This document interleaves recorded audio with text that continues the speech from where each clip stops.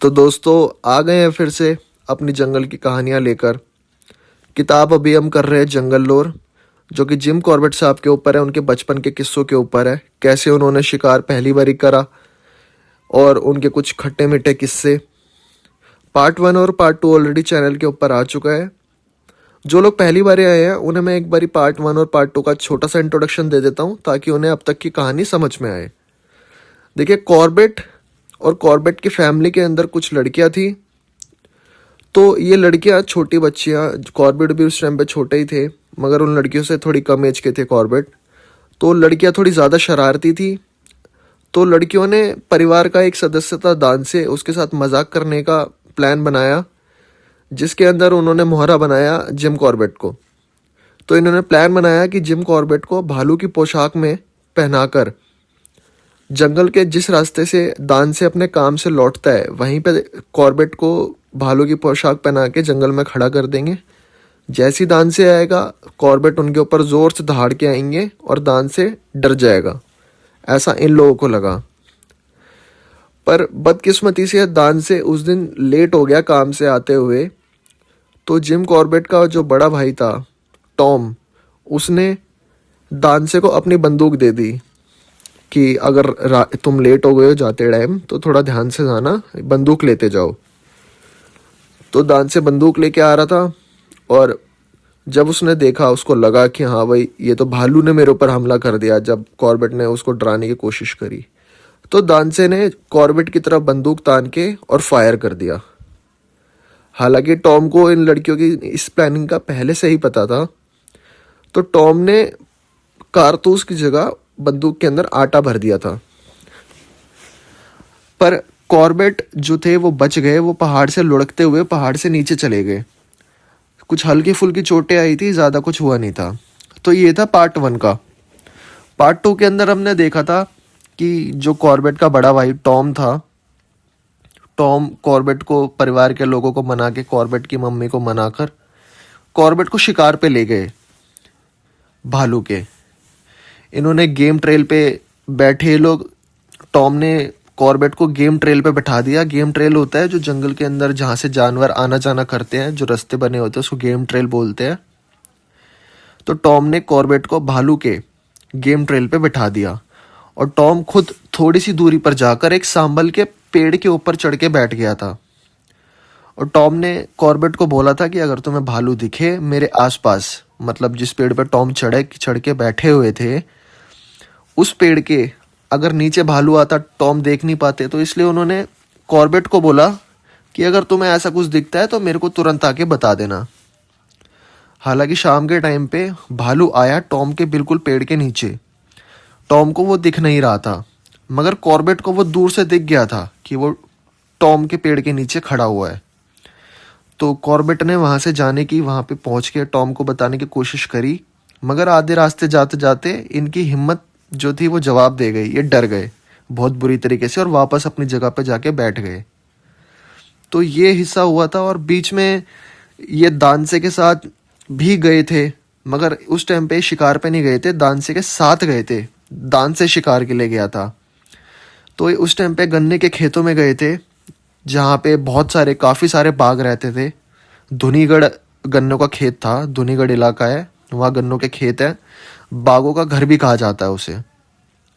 हालांकि वहाँ पे इनको बहुत सारे पगमार्क मिले थे, मगर इनको कोई भी बाग नहीं दिखा वहाँ पे। तो दोस्तों, ये थी अब तक की कहानी। चलिए अब अपनी स्टोरी जो है पार्ट 3 हम स्टार्ट करते हैं।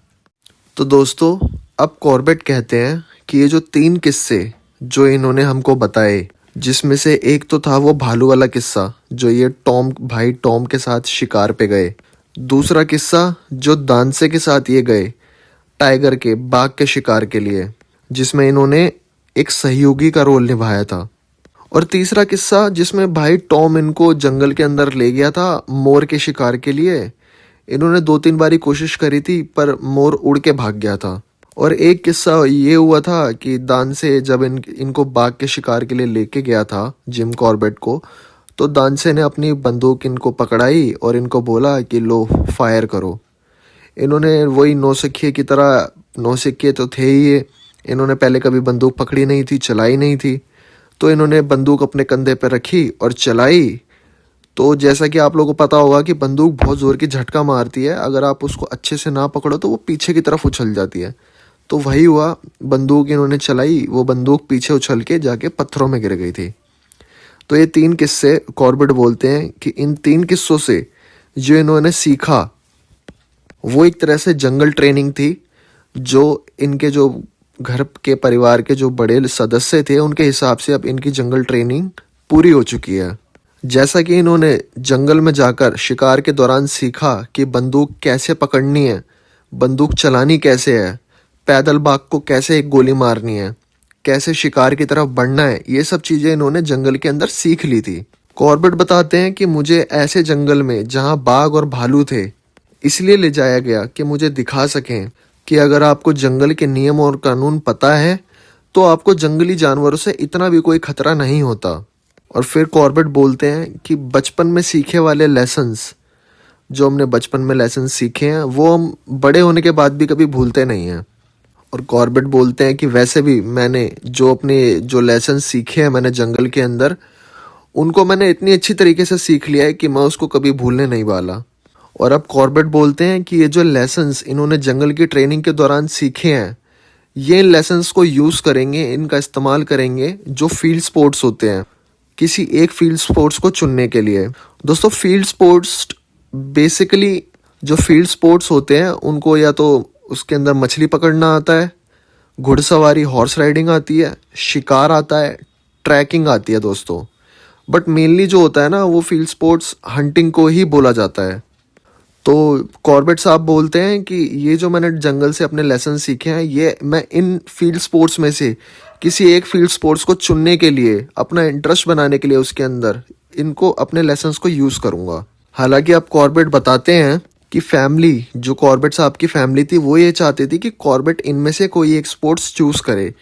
पर कॉर्बेट इस बात से खुश थे कि फैमिली की तरफ से ऐसा किसी भी चीज़ का कोई प्रेशर नहीं था, कि जैसे होता है ना कि इंडिया के अंदर फैमिलीज़ के अंदर होता है कि फैमिली की तरफ से प्रेशर आता है कि नहीं ये करो कि वो करो।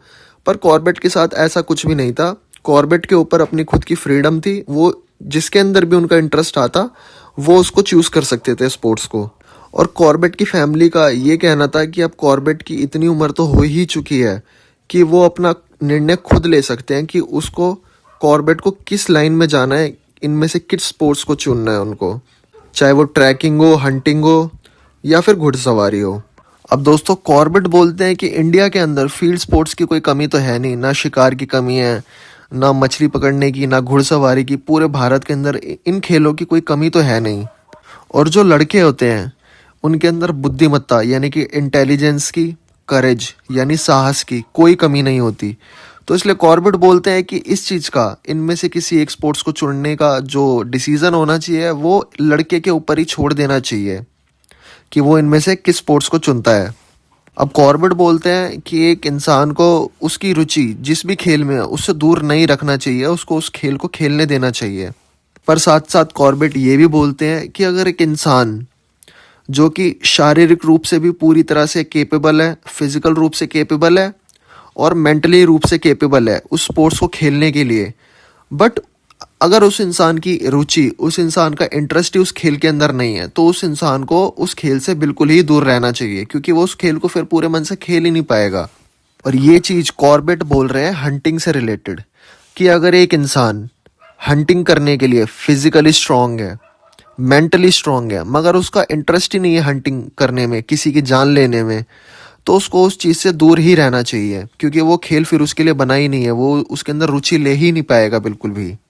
दोस्तों, अब कॉर्बेट बताते हैं कि जो भाई टॉम था उसने बहुत मदद करी थी कॉर्बेट की माँ की और कॉर्बेट की बहनों की, कॉर्बेट का ख्याल रखने में, जब कॉर्बेट को निमोनिया हो गया था और कॉर्बेट मौत और ज़िंदगी के बीच में झूल रहे थे निमोनिया से। कॉर्बेट बोलते हैं उस मुश्किल घड़ी में जब मेरे को कोई उम्मीद नहीं थी कि अब मैं जीऊँगा, तब भाई टॉम ने मेरे अंदर ज़िंदगी जीने की एक उम्मीद जगाई। भाई टॉम मेरे पास आया, बैठा, और भाई टॉम ने अपनी जेब में से एक गुलेल निकाली और मुझे दी, और बीफ जूस का एक गिलास उठाया और मुझे दिया और बोला, लो इसे पियो और खुद को इतना मजबूत बना सको कि तुम इस गुलेल का इस्तेमाल कर सको। भाई टॉम की बात सुनकर मेरे अंदर एक नई ऊर्जा आ गई थी, और उसके बाद जो कुछ भी मुझे खाने के लिए, पीने के लिए, जो कुछ भी मुझे दिया गया, मैंने उसको बिना किसी प्रोटेस्ट करे मैंने सारी चीज़ें खा पी ली। फिर भाई टॉम ने परिवार के और लोगों को भी बोला कि कॉर्बेट को जंगल की बातें बताओ, जंगल के बारे में बताओ, ताकि इसका इंटरेस्ट बढ़े और ये जल्दी से जल्दी अपने आप को ठीक करे अपनी खुद की इच्छा शक्ति से। अब इस किस्से के बाद कॉर्बेट बोलते हैं कि मैंने टॉम से उस साल सीखा कि एक स्पोर्ट्समैन के लिए एक साल 2 हिस्से में बटा होता है, यानी कि साल का पूरा हिस्सा 2 हिस्सों के अंदर बटा होता है। एक को बोलते हैं क्लोज सीजन, दूसरे को बोलते हैं ओपन सीजन। अब दोस्तों क्लोज सीजन के दौरान मैं अपनी गुलेल नहीं चला सकता था, क्योंकि उस समय जो पक्षी होते हैं, जो बर्ड्स होती हैं, वो घोंसला बनाती हैं, अंडे देती हैं और अपने बच्चों का ख्याल रखती हैं। टॉम का कहना था कि अगर क्लोज सीजन के दौरान जब पक्षी बर्ड्स अपना अंडों का ख्याल रखते हैं, अपने बच्चों का ख्याल रखते हैं, अगर उस समय तुम शिकार करोगे तो वो क्रूरता कहलाएगी, क्रुएल्टी कहलाएगी, क्रूरता कहलाएगी। तो इसलिए मैं बेसब्री से इंतज़ार करता था ओपन सीजन का, जिस समय मुझे पूरी छूट थी अपनी गुलेल से शिकार करने की पक्षियों की। पर इसमें भी एक शर्त थी, मैं शिकार जितना मर्जी कर सकता था, मगर शिकार सिर्फ उन्हीं पक्षियों का कर सकता था जिनका मैं इस्तेमाल कर सकूं। अब इस्तेमाल चाहे उन्हें खाने का हो या उनकी खाल उतार के अब कलेक्शन में रखने का हो। अब कॉर्बेट बताते हैं कि जहाँ ये रहते थे वहाँ हरे कबूतर, नीले पत्थरों वाले कबूतरों की कोई कमी नहीं थी, पर शर्त वही थी कि जिस भी पक्षी का मैं शिकार करूंगा, जिस भी बर्ड का मैं शिकार करूंगा, उसका मुझे यूज़ करना ही पड़ता, चाहे उसकी खाल उतार के, चाहे उसको खाकर। देखिए दोस्तों, बात भी सही है कि अगर हम नेचर से कुछ ले रहे हैं तो हमें उसको अंधाधुन हमें किसी भी चीज़ का शिकार नहीं करना चाहिए, हमें एक पर्पस के साथ ही शिकार करना चाहिए। अगर हम अंधाधुन शिकार करेंगे तो वो प्रजाति ही लुप्त हो जाएगी, उसका एक्सप्लॉयटेशन हो जाएगा उस ब्रीड का। तो इसलिए अगर हम नेचर से कुछ ले रहे हैं तो उसकी हमें पूरी रिस्पेक्ट करनी चाहिए। अब कॉर्बेट बताते हैं कि जब टाइम आया तो टॉम ने मुझे खाल उतारने के लिए चाकू भी दिया। खाल उतारने के लिए दोस्तों एक अलग ही चाकू आता है, उसकी धार बहुत ज़्यादा तेज़ होती है। और टॉम ने इनको एक आर्सेनिकल साबुन भी दिया। दोस्तों आर्सेनिकल साबुन होता है जो जानवर का शिकार करने के बाद उसकी खाल को साफ करने के लिए इस्तेमाल करा जाता है। पर टॉम ने इनको टैक्सीडर्मी नहीं दिया था। टैक्सीडर्मी दोस्तों एक मटेरियल होता है जो जानवर की खाल उतारने के बाद उसके अंदर टैक्सीडर्मी भर के उसको असली जानवर की तरह खड़ा करा जाता है। मतलब जैसे आप समझ पा रहे हो ना कि जानवर के अंदर फिलिंग करी जाती है, उसकी खाल के अंदर एक डमी बन जाता है फिर उससे। तो वो टॉम ने अभी तक इनको नहीं दिया था। हालांकि जिम कॉर्बेट बोलते हैं कि इन्होंने खाल उतारना टॉम से सीख लिया था जब टॉम एक मुर्गे की खाल उतार रहा था। इससे कॉर्बेट को एक जनरल आइडिया हो गया था कि हाँ ये खाल कैसे उतारी जाती है, और फिर धीरे धीरे प्रैक्टिस के साथ साथ ये उस चीज़ में परफेक्ट हो गए। अब कॉर्बेट का एक कज़न था स्टीफन डीज, ये उस टाइम पे किताब लिख रहा था। कुमाऊँ के अंदर जितनी भी बर्ड्स की ब्रीड्स होती हैं उनके ऊपर ये किताब लिख रहा था। उसके अंदर किताब के अंदर स्टीफन डीज ने चित्र बना रखे थे, फोटोज बना रखी थी बर्ड्स की जितनी भी प्रजातियां होती है। 480 के करीब वहाँ पे ब्रीड थी उस टाइम पे। कुछ के लिए कॉर्बेट ने भी बर्ड्स इकट्ठी करी थी उसकी किताब के लिए। 480 उसके अंदर ब्रीड्स जो बनाई थी, उसके अंदर बहुत सारी बर्ड्स ऐसी भी थी जो कि कॉर्बेट ने इकट्ठी करी थी। अब कॉर्बेट एक अलग किस्से के बारे में बताते हैं। कॉर्बेट बताते हैं कि टॉम के पास 2 कुत्ते थे। एक था पॉपी जो कि लाल रंग का कुत्ता था, जो कि टॉम को जब मिला था जब टॉम अफगान वॉर के लिए अफगानिस्तान गया था, और वहाँ पे पॉपी टॉम को सड़क पे भूखमरी से मर रहा था पॉपी, तो टॉम इसको वापस अपने साथ इंडिया ले आया था। और दूसरा कुत्ता था हमारे पास मैकॉग। अब कॉर्बेट बोलते हैं कि पॉपी काफ़ी बड़ा था तो इसलिए हम छोटे बच्चों के लिए उसका कोई भी इस्तेमाल नहीं था, पर जो मैगॉग था वो हम बच्चों के साइज़ के हिसाब से इतना स्ट्रॉन्ग था कि हमें बिठाकर एक छोटी दूरी तक वो चल के हमें ले जा सके, एक घोड़े की तरह। अब ये जो डॉगी था मैगॉग, ये काफ़ी प्यारा किस्म का डॉगी था। मतलब मिलनसार डॉगी जो होते हैं ना, जो किसी के पास जाके हंसी खुशी से मिल लेते हैं, ये उस किस्म का कुत्ता था और ये कॉर्बेट को बहुत ज़्यादा प्यार करता था। अब ये कॉर्बेट बोलते हैं कि ये मैगॉग ही था जिसने मुझे सिखाया कि घनी झाड़ियों के पास से चलकर नहीं जाना चाहिए, क्या पता वहाँ पे कोई जानवर सो रहा हो, जो आपके वहाँ पे जाने से उसको डिस्टरबेंस हो जाए और वो आप पे अटैक कर दे। और कॉर्बेट बोलते हैं मैगॉग ही था जिसने मुझे बताया कि कुत्ते इस तरीके से चलना सीख सकते हैं कि वो जिस बिल्ली चलती है ना दबे पाँव, उस तरीके से एक कुत्ता भी जंगल के अंदर दबे पाँव चल सकता है बिना कोई आवाज करे। और कॉर्बेट बताते हैं कि मैगॉग ने ही इनको कॉन्फिडेंस दिया था घने जंगल के अंदर तक जाने का। और कॉर्बेट अब एक किस्से के बारे में बताते हैं जब कॉर्बेट गुलेल चलाया करते थे उस टाइम के बारे में कॉर्बेट बताते हैं, जिसके अंदर जो ये डॉगी था मैगॉग, ये ऑलमोस्ट लगभग अपनी जान से हाथ धो ही बैठा था। तो कॉर्बेट इस हिस्से के बारे में बताते हैं कि एक सुबह जब कॉर्बेट अपने कलेक्शन के लिए, जो इनका चिड़िया का कलेक्शन था, उस कलेक्शन के लिए एक सनबर्ड का शिकार करने के लिए सुबह सुबह निकले थे, तो इनको रास्ते में दानसे मिल गया जो अपने स्कॉटिश डॉग जिसका नाम था थस्टिल। दानसे ने और उसके डॉगी ने इनको ज्वाइन कर लिया।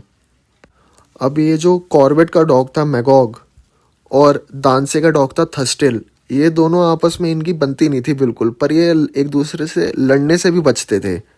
अब कॉर्बेट बोलते हैं कुछ दूरी चलने के बाद एक पोर्क्यूपाइन दिखा जिसके पीछे थर्स्टिल पड़ गया उसको पकड़ने के लिए। उसके पीछे पीछे मैगॉग भी भागा। हालांकि जिम कॉर्बेट ने मैगॉग को आवाज़ दी वापस बुलाने के लिए कि वापस आओ, पर मैगॉग ने उसको अनसुना कर दिया और वो पोर्क्यूपाइन और थर्स्टिल के पीछे भागता चला गया।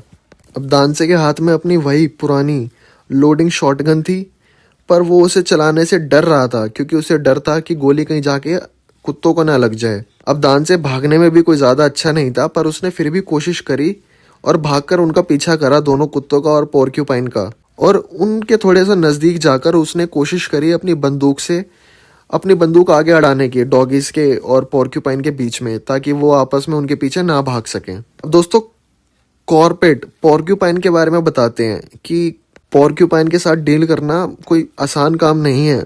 ये अपने छोटे छोटे पैरों से इतना तेज़ भागता है, बहुत ही ज़्यादा तेज़ भागता है। और इसके कांटों की तो बात ही अलग है, इतने बड़े बड़े कांटे इसके होते हैं पोर्क्यूपाइन के। और कॉर्बेट बताते हैं कि अपने जब इसको डर लगता है, इसके ऊपर खतरा आता है, तो अपना डिफेंस करने के लिए अपने कांटे खोल लेता है और पीछे की तरफ भागता है, अपने पैरों से उल्टा भागता है, जिससे कि जो जानवर हमला कर रहा होता है पोर्क्यूपाइन के ऊपर उसको काफ़ी चोट लग सकती है। अब दोस्तों कॉर्बेट बताते हैं कि शिकार पे जाने से पहले मैंने अपनी जेब में गुलेल और एक लकड़ी अपने पास रख ली थी। अब जब कॉर्बेट कुत्तों की मदद करने की कोशिश कर रहे थे तो जो पोर्क्यूपाइन था वो बार बार हमला कर रहा था कॉर्बेट के ऊपर भी, जिससे कि वो कुत्ते फिर बीच में आके कॉर्बेट को बचा रहे थे। अब ये सिलसिला चलता रहा, कुत्ते पोर्क्यूपाइन का पीछा करते रहे और फिर अंत में जाकर एक रेवाइन के पास पहुंचा पोर्क्यूपाइन, जहाँ पे उसका घर था। पोर्क्यूपाइन की गुफा थी। गुफा मतलब उसने जो जमीन में गड्ढा बना रखा था उसके अंदर वो जाने की कोशिश कर ही रहा था कि उससे पहले कुत्तों ने उस पोर्क्यूपाइन को दबोच लिया। अब दोस्तों मैगॉग ने उस पोर्क्यूपाइन की नाक पकड़ ली थी और जो थस्टिल था दानसे का कुत्ता, उसने पोर्क्यूपाइन की गर्दन पकड़ ली थी। इतने में पीछा करते करते दानसे और कॉर्बेट भी उस जगह पे पहुंच गए जहाँ पे ये सब लड़ाई हो रही थी। दानसे ने आकर पोर्क्यूपाइन को जो है गोली मार दी। दोनों कुत्ते खून में लहूलुहान थे, दोनों को चोटें लगी थी, दोनों को ही कांटे लगे थे। अब दानसे पोर्क्यूपाइन का जो मरा हुआ जो पोर्क्यूपाइन था उसको कंधों पे टांग के अपने घर ले गया। पर अब जो मैगॉग था, जिम कॉर्बेट का कुत्ता, उसके लिए दिन और रात बड़ी मुश्किल से कट रहे थे, क्योंकि जो पोर्क्यूपाइन का एक कांटा था वो मैगॉग की नाक के अंदर घुस गया था काफ़ी अंदर जाके, और वो निकल ही नहीं पा रहा था। तो जब जब मैगॉग छींक मारता था तो उसके साथ बहुत सारा खून नाक से बाहर आ जाता था। अब किस्मत की बात थी कि संडे आ गया और संडे को टॉम घर पे अपना दिन बिताने के लिए घर आया। उसने मैगॉग की हालत देखी और उसने कोशिश करी उस कांटे को निकालने की। काफ़ी देर कोशिश करने के बाद वो कांटा टॉम के हाथ में आ गया और टॉम ने उसको निकाला। अब मैगॉग का काफ़ी सारा खून बह चुका था ऑलरेडी, और अब कांटा निकालने के बाद और ज़्यादा खून बह रहा था, तो कॉर्बेट को लगा कि अब मैगॉग नहीं बच पाएगा। हालांकि मैगॉग को अच्छा खाना खिलाने की वजह से और उसकी अच्छी देखभाल करने की वजह से वो सरवाइव कर गया। अब इस पोर्क्यूपाइन वाले किस्से के बाद जिम कॉर्बेट एक दूसरे किस्से के बारे में बताते हैं, जिसके अंदर इनको एक लोडिंग गन दी गई थी। जो इनको कैसे मिली कॉर्बेट बोलते हैं इसके बारे में फिर कभी बताएंगे। कॉर्बेट बोलते हैं कि मैगॉग और मुझे 2 एक्साइटिंग एक्सपीरियंस हुए, एक काला धुंगी के अंदर और एक नैनीताल के अंदर। अब दोस्तों जिम कॉर्बेट नया गांव के बारे में बताते हैं, नया गांव जिसका जिक्र इन्होंने पहले भी करा है। तो दोस्तों ये नया गांव के जो एरिया है उस एरिया के बारे में डिस्क्राइब करते हैं, जो कि मैं आपको बताता हूँ। पहले नया गांव आता है। नया गांव के बिल्कुल आगे ही जो गांव वालों के खेत थे, खेत के बाद जंगल शुरू हो जाता है। जंगल के बीच में से धुनीनगर धुनीगर नदी जा रही होती है और नदी के उस पार भी जंगल होता है। यानी कि नदी के दोनों तरफ जंगल और जंगल से पहले खेत, फिर खेत से पहले गांव। अब कॉर्बेट बताते हैं ये जो नदी के दोनों तरफ जंगल था, इसके अंदर पी फाउल, हिरण, जंगली सुअर यानी कि शिकार की भरपूर वहाँ पे संख्या थी, नंबर था। और ये जो जंगली जानवर थे जैसे सुअर हो गया, पियाउल हो गए, हिरण हो गए, ये उस जंगल में से निकल के गांव वालों के खेतों में आके इनके खेत खराब कर देते थे। और ये जो जंगली जानवर निकल के आते थे ये उस गेम ट्रेल से ही आते थे, उस गेल ट्रेल को पार करके आते थे। दोस्तों गेम ट्रेल के बारे में मैंने आपको पिछली वीडियो में भी बताया था। वो रास्ता जिस पे जानवर लगातार चलते हैं यानी कि उसी रास्ते से आना जाना करते हैं, तो एक जंगल के बीच में एक रास्ता सा बन जाता है। क्योंकि जंगली जानवर उस रास्ते पे चलते रहते हैं लगातार, तो उस रास्ते पे कोई भी पेड़ पौधा उग नहीं पाता, तो वो एक रास्ते की तरह बन जाता है। तो ये जंगली जानवर उसी रास्ते को पार करके खेतों में आया करते थे। कॉर्बेट बताते हैं कि ये जो नया गांव था ये काला धुंगी से करीब 3 मील की दूरी पर था। तो एक सुबह मैगॉग और जिम कॉर्बेट दोनों पी फाउल के शिकार के लिए निकले उसी नया गांव के जंगल में। अब ये उस पॉइंट पर आए जहाँ से गेम ट्रैक साफ साफ दिखता था, और इन्होंने अपनी जो इनको गन मिली थी उस गन को इन्होंने राइफल को लोड करा और ये अपने शिकार के लिए वहाँ पे साइड में बैठ गए उसका इंतज़ार करने के लिए। कॉर्बेट बताते हैं कि बहुत सारे पी फाउल ने उस गेम ट्रैक को जो है क्रॉस करा था, पर कोई भी वहाँ पे रुका नहीं जिससे कि इनको शॉट मिल सके। अब जो कि हमारे इंतज़ार करते करते हमारे सामने से करीब 7 पी फाउल उस रास्ते को क्रॉस करके जंगल के उस हिस्से में गए जो हमारे बिल्कुल सामने था। अब मुझे पता चल गया था कि इस हिस्से में 7 पी फाउल बैठे हुए हैं अंदर। तो मैंने और मेगॉग ने प्लान बनाया। मैंने मेगॉग को अंदर भेजा कि तुम अंदर जाओ ताकि जो सारे पी फाउल हैं डर के सारे पेड़ों के ऊपर बैठ जाएं। अब मेगॉग ने अपना हिस्सा तो कर दिया था। मेगॉग अंदर गया और सारे पी फाउल को उड़ा दिया और सारे पी फाउल पेड़ के ऊपर बैठ गए। अब मेगॉग उनके ऊपर भौंक रहा था, जिससे कि मेगॉग ने मेरा आधा काम तो कर ही दिया था, पी फाउल का सारा ध्यान अपने ऊपर खींचकर। अब मेरा हिस्सा बाकी था। अब मैं अपने आप को तैयार कर ही रहा था उस पी फाउल के शिकार के लिए, तभी वो पी फाउल उड़कर जंगल के अंदर के हिस्से में चला गया और मैगॉग उसके पीछा करते हुए मैगॉग भी जंगल के अंदर के हिस्से में चला गया। पर बदकिस्मती से वो पी फाउल उस हिस्से में गया जहाँ पे बाघ सो रहा था, और मैगॉग भी उसका पीछा करते करते उसी हिस्से में गया जहाँ पे बाघ सो रहा था। अब दोस्तों कंडीशन कुछ ऐसी बनी कि पी फाउल जो था वो सरप्राइज हो गया। मैगॉग जो था वो डर के मारे भौंकता हुआ बड़ी जोर जोर से मेरी तरफ भागता हुआ आ रहा था, और बाघ रोर करता हुआ दहाड़ता हुआ मैगॉग का पीछा करता हुआ आ रहा था। अब मैगॉग और बाघ दोनों ही मेरी तरफ बढ़ रहे थे। अब दोस्तों जो जिम कॉर्बेट उस टाइम के बारे में बताते हैं कि जिम कॉर्बेट के ऊपर पेड़ के एक मोर बैठा हुआ था जो अलार्म कॉल दे रहा था, पर कॉर्बेट बोलते हैं कि उस समय मेरा इतना भी दिमाग काम नहीं कर रहा था कि मैं उसकी कॉल के ऊपर ध्यान दे सकूं। कॉर्बेट बोलता है कि मैगॉग के पास तो 4 पैर थे, वो इतनी तेज भाग सकता था, और भगवान ने तो सिर्फ मुझे 2 ही पैर दिए थे, इसलिए मुझे कोई भी शर्म नहीं थी कि मैं सब कुछ छोड़ के वहां से इतनी तेज भागा। पर तभी मैंने देखा कि मैगॉग जो कि मेरे साथ से निकल के और तेज भागता हुआ मुझे पीछे छोड़ गया। और कॉर्बेट बोलते हैं कि मैंने भी कोई कसर नहीं छोड़ी तेज भागने में, मैंने भी अपनी पूरी जान लगा दी तेज भागने में। पर किस्मत की बात ये रही कि हमारे पीछे से जो दहाड़ की आवाज़ आ रही थी वह अब रुक चुकी थी।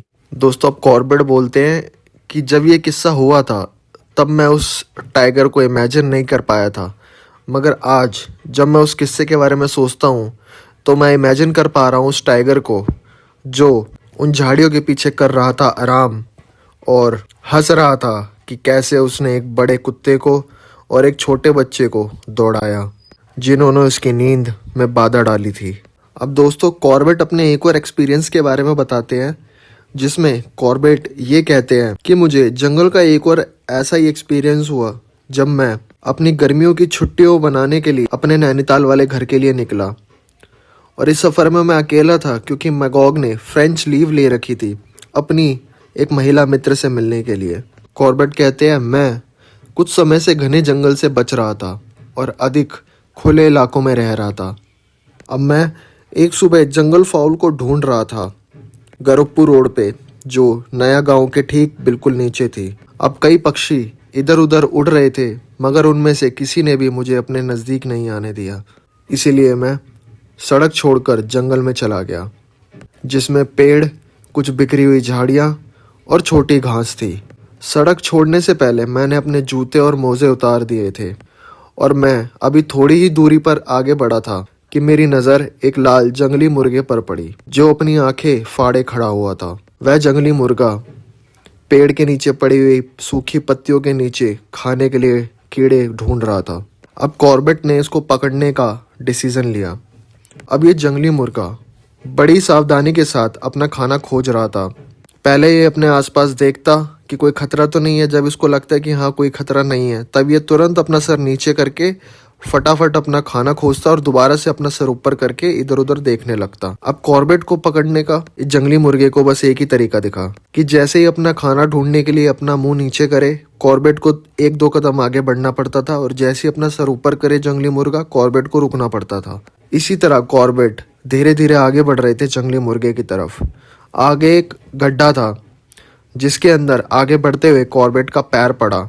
कॉर्बेट उस गड्ढे के अंदर उतरे मगर उस गड्ढे के अंदर बैठा हुआ था पाइथन जिसकी पूंछ पर अब कॉर्बेट ने अपना पैर रख दिया था। अब ये उस बाघ वाले किस्से के बाद दूसरा मौका पड़ा था जिसमें कॉर्बेट ने अपनी पूरी जान लगा दी थी भागने के लिए। अब कॉर्बेट बताते हैं कि वो पाइथन से इसलिए इतना डर गए क्योंकि उन्होंने पाइथन को देखा था अच्छे खासे बड़े चीतल को मारते हुए जिसने उस चीतल की पूंछ से उसको पकड़कर और पूरा खा लिया था। कॉर्बेट बताते हैं कि उन्होंने इन जंगलों में 18 फीट तक लंबे पाइथनों को देखा है। अब कॉर्बेट बताते हैं कि ये जो इनको दूसरा एक्सपीरियंस हुआ था जंगल के अंदर, ये इनको हुआ था जब ये नैनीताल से, माफ कीजिएगा, कालाधुंगी से नैनीताल जब ये लौटे थे। कॉर्बेट बताते हैं कि ये और मैगॉग स्कूल के बाद शूटिंग के लिए निकले आसपास के जंगल में। एक शाम जब ये शिकार के लिए निकले तो कई सारे फीसेंट इनको दिखे, पर ये बताते हैं कि कोई भी अपनी जगह पे नहीं खड़ा हुआ था जो इनको एक परफेक्ट शॉट दे सके।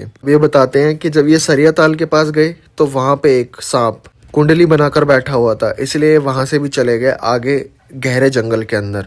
अब जंगल के अंदर इस पीसेंट्स को पकड़ने का खेल चल ही रहा था कि इनको कई सारे लोगों की बात करने की और हंसने की आवाजें आने लगी और उनका डोलू, जो दूध का डोलू था, वो खनक रहा था, जिससे कि कॉर्बेट को पता चल गया कि ये आसपास के गांव में दूध बेचने वाले दूधिये हैं जो नैनीताल से वापस आ रहे हैं अपना दूध बेचकर और अपने गांव की तरफ जा रहे हैं जो कि था सरिया ताल के नीचे। अब जब उन लोगों की थोड़ी सी आगे जाने की आवाज आई तो उन सब की बहुत तेज चिल्लाने की और किसी चीज को भगाने की आवाजें आने लगी। अब वो जो भी जानवर था वो उन लोगों की तरफ से भागता हुआ मेरे और मगॉग की तरफ आ रहा था। अब वो जो भी जानवर था वो अगले ही मिनट जिस पहाड़ पे हम थे उसके ऊपर के हिस्से की तरफ वो आ चुका था। अब जिस इलाके में वो लेपर्ड और मैं था, मतलब जिम कॉर्बेट, ये एक थोड़ा खुला हुआ इलाका था जंगल के अंदर ही, जिसकी वजह से अब थोड़े मिनट बाद ही वो लेपर्ड हमें देख चुका था। अब जो कि लेपर्ड हमारे सामने आ ही चुका था और उसने हमारी तरफ देख लिया था तो मैंने डर के मारे अपनी बंदूक नीचे कर ली और मैंने मगॉग की गर्दन के ऊपर अपना हाथ रख लिया था ताकि मैं उसका सहारा लेकर और तेजी के साथ भाग सकूं। अब ये पहला मौका था जब मैगॉग और मैंने लेपर्ड देखा था अपनी जिंदगी में। अब हवा चल रही थी और माहौल बहुत ही ज्यादा एक्साइटमेंट से भर चुका था और इंटेंस हो चुका था, पर उस जगह पर डर बिल्कुल भी महसूस नहीं हो रहा था उस समय। और उस लेपर्ड की भी हमारे तरफ कोई भी खराब इंटेंशन नहीं थी जिसे भगाया गया था उन आदमियों के द्वारा हमारी तरफ, जो कि एक्सीडेंटली टकरा गया एक बड़े कुत्ते और एक बच्चे से। अब क्योंकि लेपर्ड एक बहुत ही समझदार जानवर होता है, ये अपने आसपास के हालातों से अंदाजा लगा लेते हैं सिचुएशन का। इस लेपर्ड ने भी हम एटीट्यूड से ये अंदाजा लगा लिया था कि उसको हमसे कोई भी खतरा नहीं है, तो वो इस बेचारे बड़े कुत्ते और इस बच्चे को छोड़कर अंदर जंगल की तरफ चला गया। बेचारे मैगॉग को तो पता भी नहीं था कि उसकी किस्मत कितनी अच्छी है। उसको ये भी नहीं पता था कि जिससे उसका अभी सामना हुआ है वो मैगॉग का सबसे खतरनाक दुश्मन है पूरे जंगल के अंदर। इसको कुछ ही सेकंड लगेंगे मैगॉग को जान से मारने में।